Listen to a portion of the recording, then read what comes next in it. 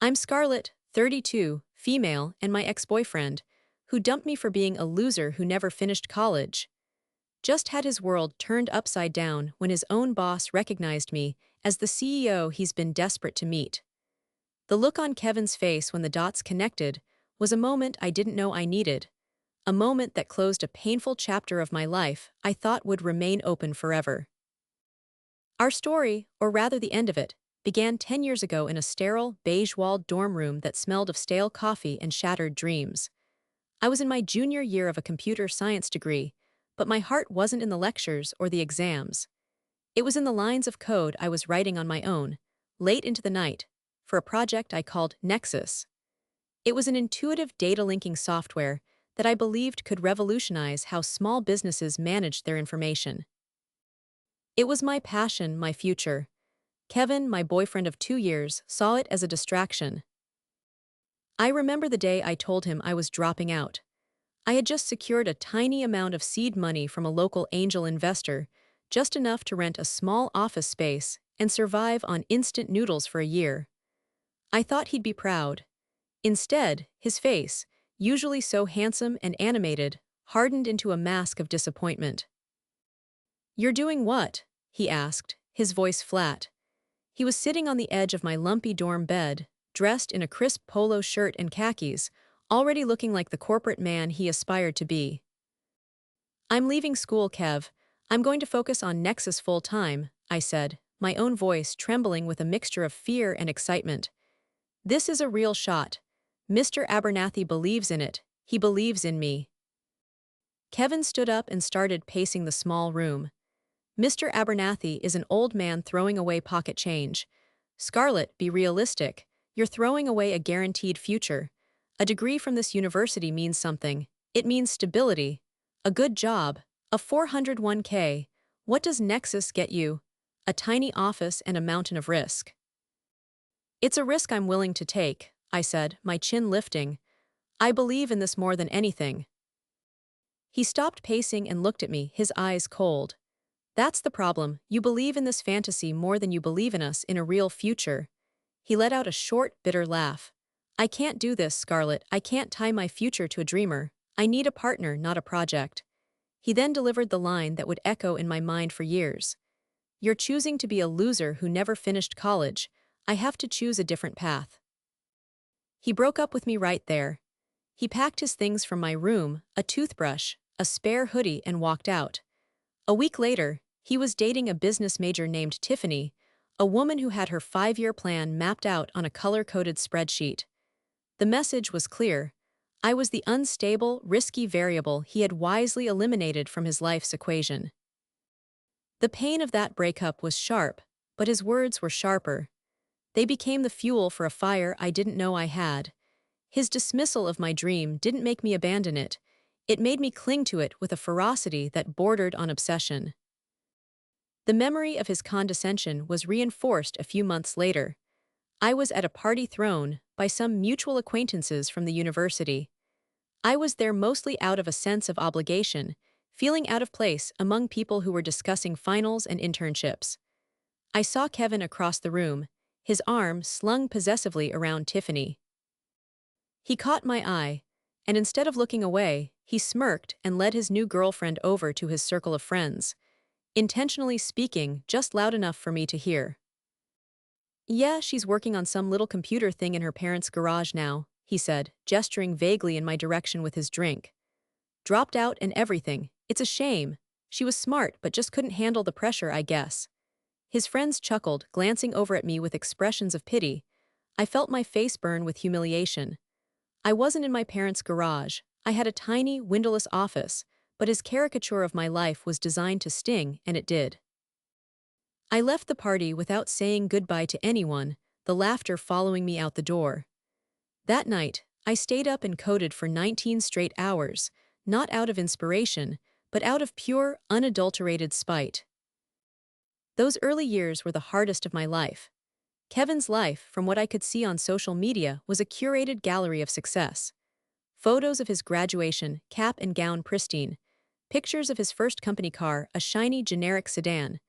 Vacation snapshots from tropical resorts with Tiffany. Each post felt like a personal jab, a reminder of the stable life I had supposedly thrown away. Meanwhile, my life was a blur of caffeine, code, and constant, gnawing anxiety. I lived on cheap takeout, wore the same 3 hoodies on rotation, and poured every cent of the seed money and my own meager savings into Nexus. There were days I was so close to giving up, so tempted to crawl back to the university admissions office and beg for my spot back. On those days, I would hear his voice in my head, loser who never finished college, and a stubborn defiance would rise in me, pushing me back to my keyboard. A decade can change everything. The windowless office eventually became a slightly larger office with a window that overlooked a brick wall.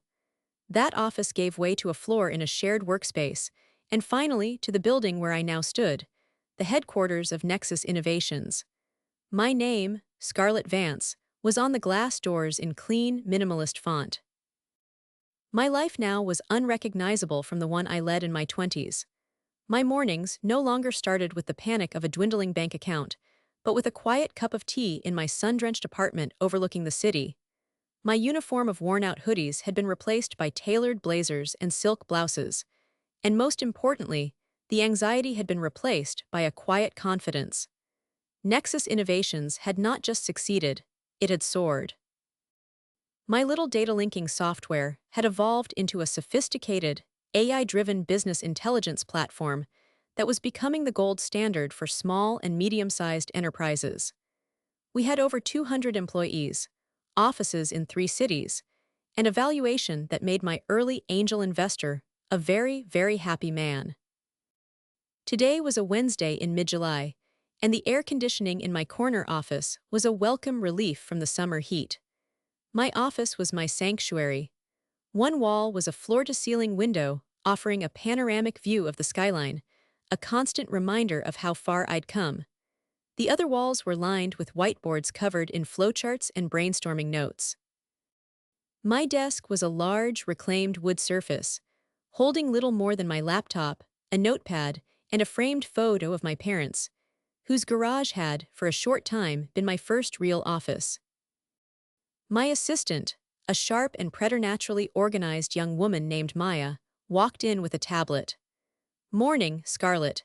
Your 9 a.m. is in the main conference room, and I've printed the preliminary proposal from Ethelred Corporation for you to look over."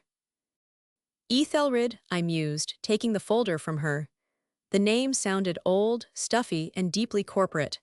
They were a legacy tech giant, the kind of company that had been around for decades but was struggling to innovate.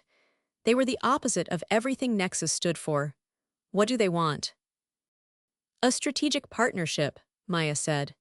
"They want to integrate our platform into their existing enterprise software suite." The proposal mentions a multi-year, multi-million-dollar licensing deal. The initial outreach came from their VP of Regional Sales, a Mr. Robert Harrison. I flipped through the document. It was filled with corporate jargon and buzzwords, but the core idea was sound. Ethelred had a massive client base that we could tap into. It was a huge opportunity. Still, I was cautious. Partnering with a corporate behemoth could easily suffocate our agile, innovative culture. "Their sales team seems aggressive," I noted, scanning a list of names on the proposal. "They've followed up 3 times this week." I saw the list of contacts. Robert Harrison, VP of Regional Sales. Cynthia Mills, Director. Stephen Chen, Account Manager. And further down, under the list of senior sales executives, Kevin Martinez. The name hit me like a splash of ice water. Kevin Martinez. My Kevin. It had to be. It wasn't a common name, and the industry was right. For a moment, the polished CEO facade slipped, and I was that 21-year-old girl again, standing in a dorm room, feeling the world crumble. I felt a flush of heat rise up my neck. He worked there. He was part of the team trying to land a deal with my company. I took a slow, deep breath, forcing the emotion down. I was a different person now. This was business. His presence on that list was nothing more than a strange, ironic footnote. He was a senior sales executive, a middle management cog in a vast machine. He was probably so far down the chain of command that I would never even have to interact with him. Okay, I said, my voice steady. I handed the folder back to Maya. Let's schedule a preliminary call with this Mr. Harrison. See what he has to say, but don't rush. My schedule is packed for the next 2 weeks. Let them wait. It was a small, petty move, but it made me feel a sliver of control. The rest of my morning was a blur of meetings. I met with my development team to discuss the next software update, held a budget review with my CFO, and interviewed a candidate for our head of marketing position. By 1 p.m., my brain was fried. I had an important investor lunch at a fancy restaurant at 2:30, but I needed a break from the formal, high-stakes environment. Maya, I said, poking my head out of my office. I'm going to step out for a bit. I need some air. I'll just grab a sandwich from that little cafe near the Sterling building and meet my lunch appointment from there. Sounds good, she said without looking up from her screen. Your car is waiting downstairs. No, that's okay. I'd rather walk. It's only a few blocks. The Sterling building was part of a new, upscale corporate park on the edge of the financial district. It housed a mix of finance firms, law offices, and the regional headquarters for several large tech companies. I knew Ethelred Corporation had recently leased 3 floors there. The irony wasn't lost on me. I was heading straight into the lion's den, completely unaware that the lion, or in this case, a particularly annoying jackal, was about to make an appearance. The walk was exactly what I needed. The summer sun was bright, and the city hummed with a vibrant, midday energy. I felt anonymous in the bustling crowd, just another professional grabbing a quick lunch. It was a feeling I cherished, a stark contrast to the high-profile life of a CEO. I bought a simple turkey and avocado sandwich from the cafe and found a quiet bench in the meticulously landscaped plaza in front of the Sterling building. I was halfway through my sandwich when I heard a voice that sent a jolt through my system. A voice I hadn't heard in person for a decade, but one that my memory had preserved with perfect, painful clarity. Well, well, well, if it is Scarlett Vance. I looked up slowly. There he was, Kevin. He was standing about 10 feet away, leaning against a gleaming, black luxury sedan that was so new it still had the temporary dealer plates on it. He looked older, of course. His face was a little fuller, with faint lines around his eyes, but he had the same smug, self-satisfied smirk I remembered so vividly. He was wearing an expensive-looking suit that was just a little too tight across the shoulders, as if he was trying to project an image of power he hadn't quite grown into. Standing next to him was an older, distinguished-looking man with silver hair and a weary but patient expression. He was clearly a superior, holding himself with an air of quiet authority that Kevin's flashy suit couldn't replicate. My first instinct was to stand up and walk away, to pretend I hadn't heard him, but then I saw the look in his eyes, the condescending pity, the flicker of amusement. It was the same look he'd given me at that party all those years ago, and in that moment, something inside me solidified. I wasn't that humiliated girl anymore. I wasn't going to run. I stayed seated on the bench and took a calm bite of my sandwich. "Hello, Kevin," I said, my voice even. "It's been a long time." He sauntered over, his expensive shoes clicking on the stone plaza. The older man followed a few paces behind, looking slightly uncomfortable, as if he'd been unwillingly dragged into a personal drama. "Yeah, it has," Kevin said, looking me up and down. He took in my simple dress and the paper bag from the sandwich shop. His smirk widened. "Still living the simple life, I see. I guess some things never change." He gestured with his thumb back toward the shiny car. "Just picked this up. It's the new company ride. One of the perks of hitting your quarterly targets." He was peacocking. It was so transparently insecure that it was almost comical. He was trying to show off, to rub his conventional success in the face of the loser he'd left behind. The older man shifted his weight, a flicker of impatience crossing his face. "Kevin," the man said in a low, polite tone, "we have that meeting." Kevin waved a dismissive hand at him. "Just a second, Harrison, this is a blast from the past." He turned his attention back to me, his voice dripping with false sympathy. "So, what are you up to these days, Scarlett? still tinkering with that little computer project of yours?" Before I could answer, he leaned in conspiratorially toward his boss, Mr. Harrison. He lowered his voice, but kept it just loud enough for me to hear every single calculated word. "This is Scarlett. We went to college together, smart girl but no follow-through." He shook his head with mock sadness. "Isn't that the loser who never finished college?" The words hung in the air, sharp and ugly. For a heartbeat, the world seemed to stop. Mr. Harrison's polite expression froze. He looked from Kevin's smug face to my calm one, a flicker of confusion in his eyes. He clearly didn't know what to make of this unprofessional display from his subordinate. And me, I didn't feel the sting of humiliation I expected. I didn't feel anger. Instead, a strange, serene sense of clarity washed over me. The universe, in its own mysterious way, had just handed me the perfect, karmic moment on a silver platter. All the years of hard work, of sacrifice, of pushing through the doubt and the fear, it had all led to this. To this bench, this sandwich, and this beautiful, beautiful moment of reckoning. I slowly folded the wax paper around the rest of my sandwich, placed it neatly in the G and stood up. I looked past Kevin, my eyes meeting Mr. Harrison's directly. And then, the most amazing thing happened. Mr. Harrison's eyes widened, not with confusion, but with sudden, dawning recognition. Mr. Harrison's professional mask crumbled, replaced by an expression of pure, unadulterated shock. He took a half-step forward, completely ignoring Kevin, who was still smirking, oblivious to the tidal wave that was about to crash down on him. "Ms. Vance," Mr. Harrison breathed, his voice a mixture of awe and disbelief.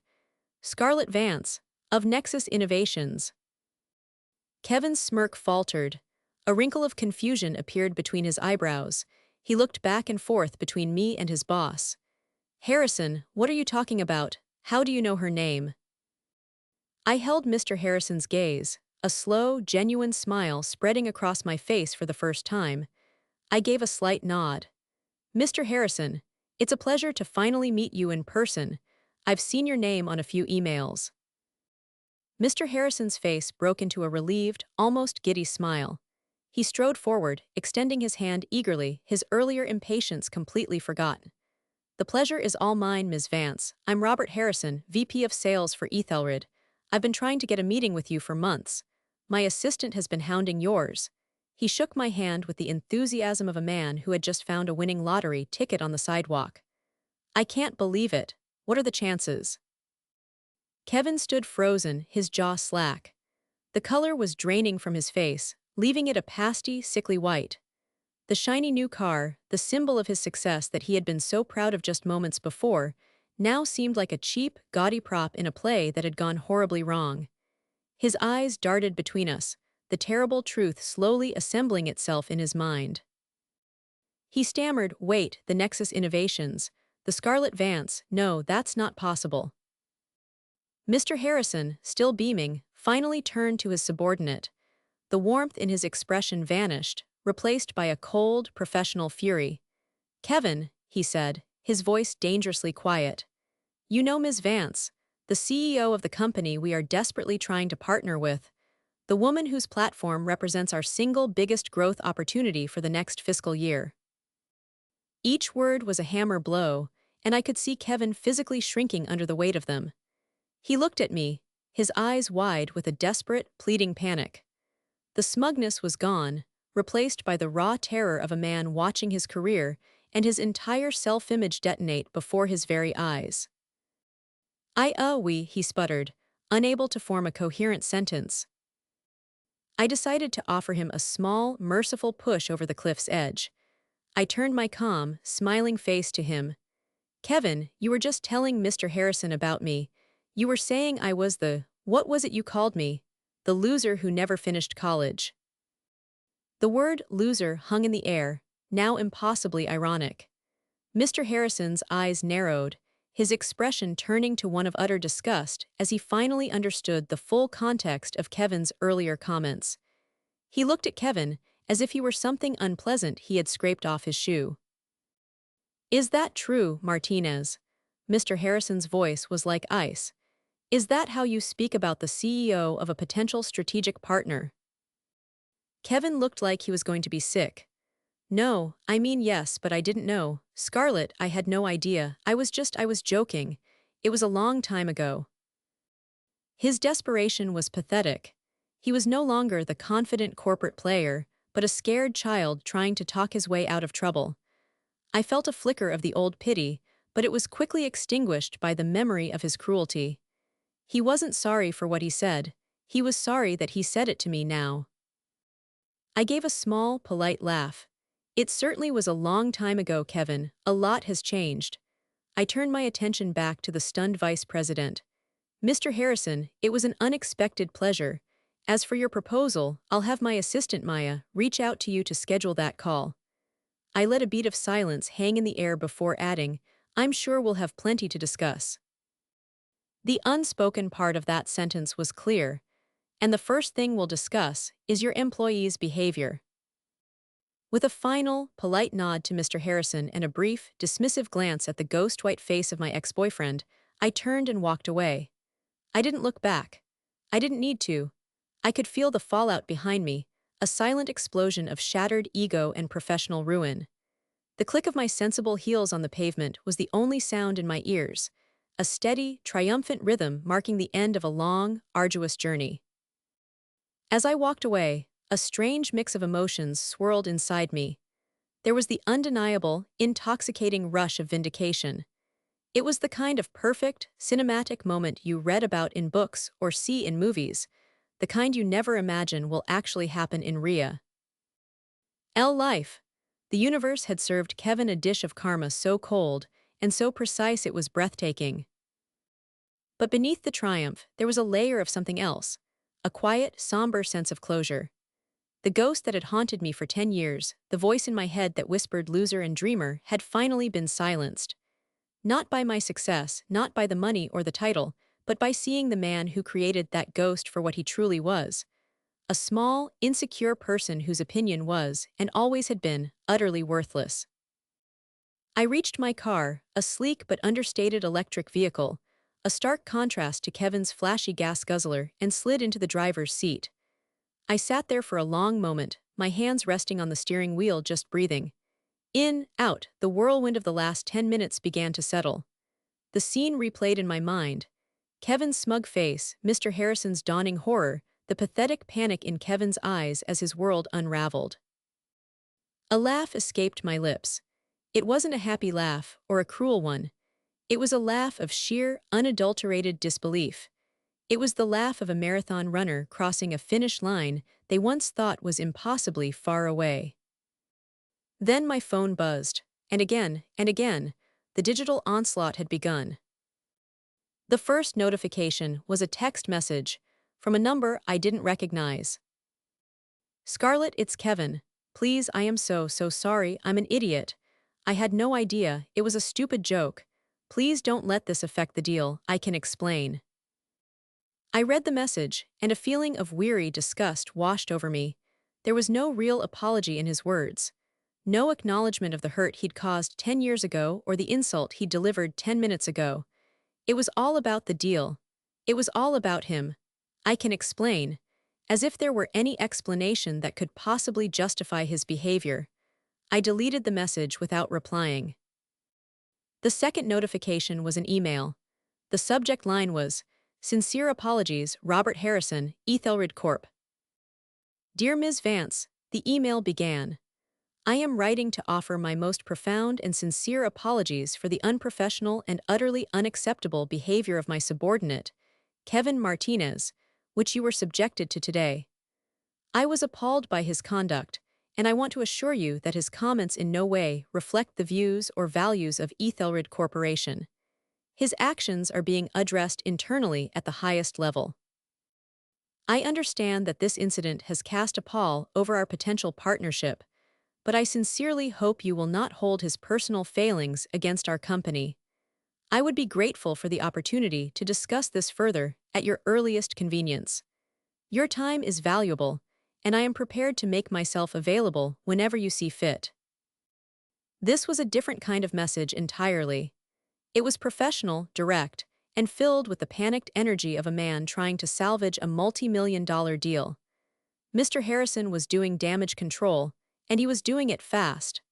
I appreciated his swiftness, but it didn't change the fact that his company employed people like Kevin, people who measured worth by college degrees and company cars. My phone buzzed again.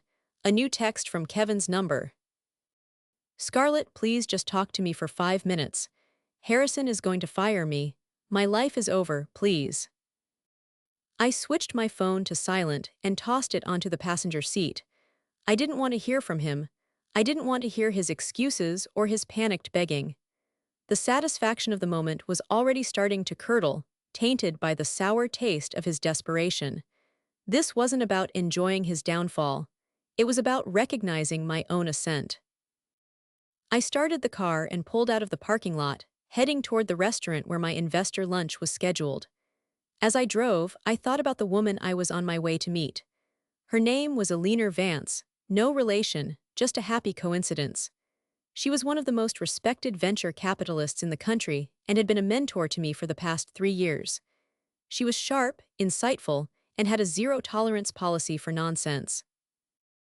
I realized I couldn't wait to tell her this story. Not to gloat, but to share it with someone who would understand the complex layers of it. The history, the betrayal, the irony, the closure. She would see it not just as a personal victory, but as a business case study in character, reputation, and the surprising ways the past can intersect with the present. Pulling up to the valet at the restaurant, I felt a sense of calm settle over me. The chaos Kevin had created was his to deal with. The fallout was his to manage. My world was orderly, successful, and moving forward. He was just a ghost from the past, a ghost I had finally and completely left behind. The next 48 hours were a masterclass in desperation. Kevin, it seemed, was not going to go down without a fight, or more accurately, without a torrent of pathetic, pleading messages. He seemed to have no concept of professional boundaries or personal dignity. It started with emails. My work inbox, normally a curated space of business correspondence, was flooded with messages from his personal account. The subject lines grew more frantic with each one. Subject, please read an explanation. Subject, I need to talk to you. Subject, my career is on the line, Scarlett. Subject, I'm begging you. I instructed Maya to create a filter that sent anything from his address directly to a separate folder. I skimmed one out of morbid curiosity. It was a long, rambling mess of excuses and self-pity. He claimed he had been under a lot of pressure at work, that he was trying to impress Mr. Harrison, that he had always been secretly jealous of my free spirit. He wrote about how hard it was to climb the corporate ladder and how a single mistake could ruin everything. Not once did he say, "I'm sorry for hurting you." It was all about him, his problems, his career. When the emails went unanswered, the phone calls started. He called my office line repeatedly, but Maya, my loyal and formidable gatekeeper, blocked him every time. "He says it's a personal emergency, Scarlett," Maya told me, her voice laced with disdain. "I informed him that you are in back-to-back meetings and that all correspondence should go through the appropriate channels." He sounded frantic. "You handled it perfectly, Maya.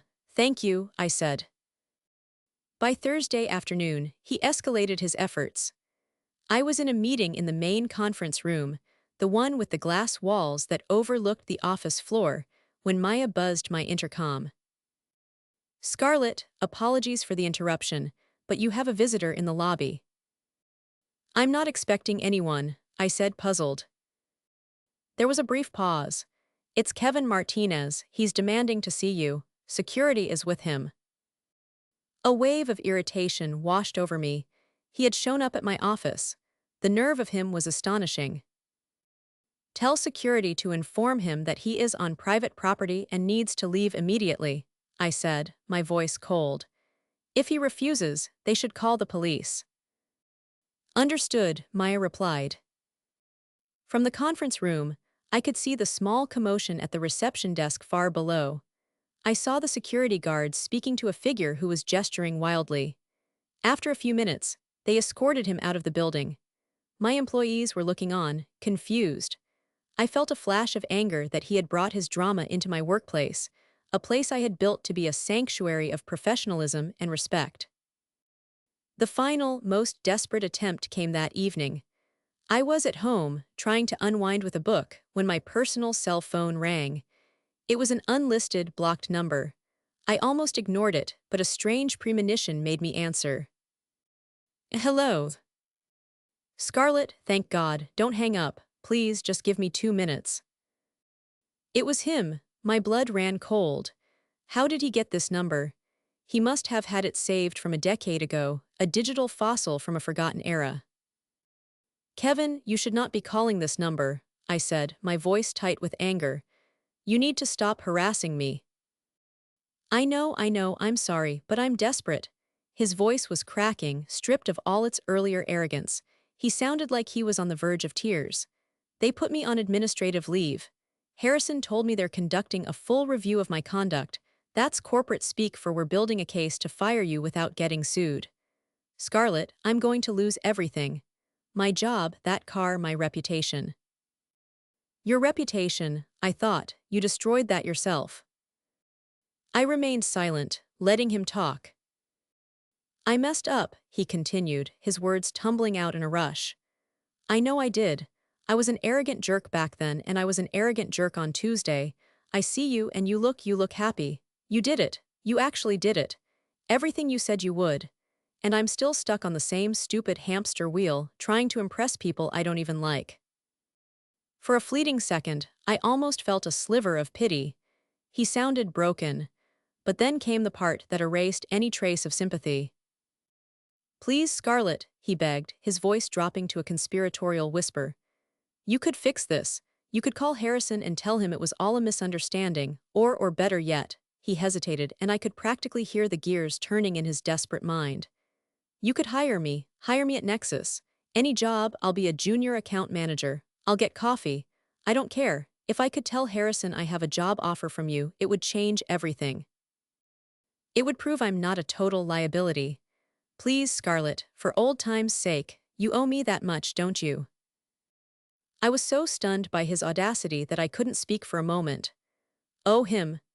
After years of him belittling me, humiliating me, and dismissing my life's work, he believed I owed him a job, that I should rescue him from the consequences of his own actions and tarnish my company by hiring a man who represented everything I stood against. The request was so ludicrous, so breathtakingly self-absorbed, that it clarified everything.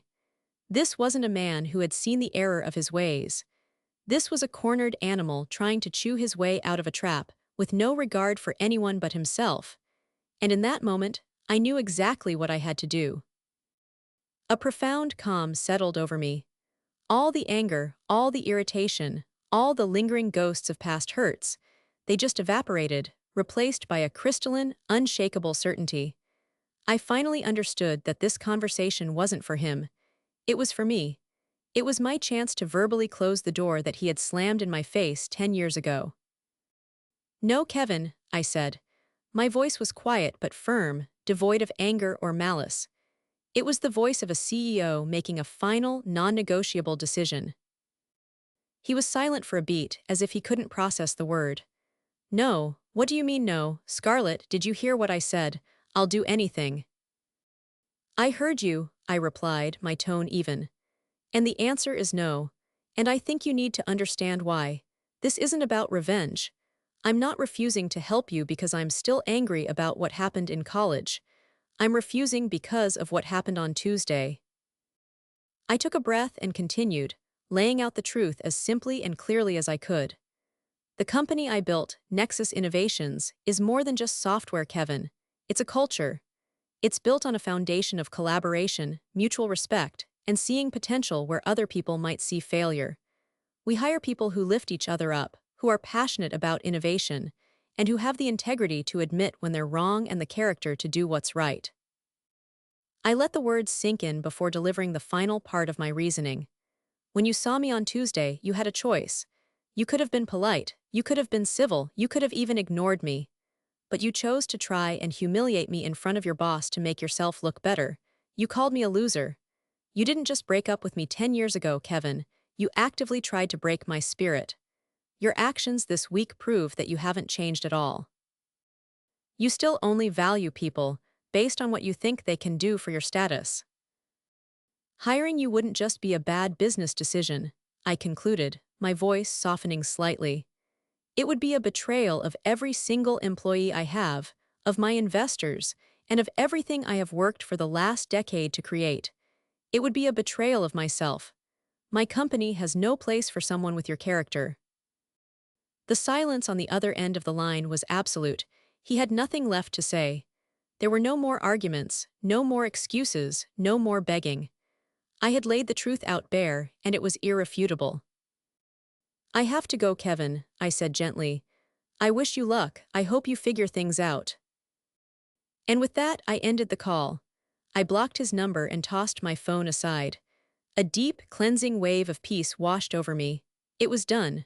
Truly, finally done. The hold he had over a small part of my psyche was broken. He wasn't a monster or a villain. He was just a sad man who had made poor choices, and I was no longer a part of his story. The next morning, I emailed Mr. Harrison. I told him that while I appreciated his apology, I had decided that Ethelred's corporate culture, as demonstrated by one of its senior employees, was not aligned with the values of Nexus Innovations.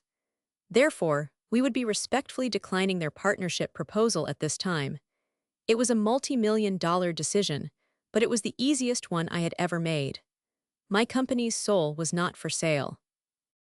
Looking out my office window at the sprawling city below, I felt a sense of pride that was deeper than any valuation or stock price.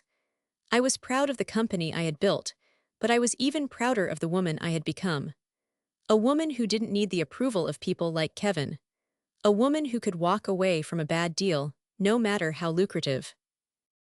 A woman who had, against all odds, turned a dreamer's fantasy into a reality, not for revenge, but for the pure, simple joy of building something that mattered. The road ahead was bright, and for the first time in a long time, there were no ghosts in the rearview mirror. So, to the people reading this, I have to ask, was I wrong to refuse to help him? Should I have taken pity on him, or was cutting him out of my professional and personal life completely the right thing to do to protect everything I had worked so hard to build?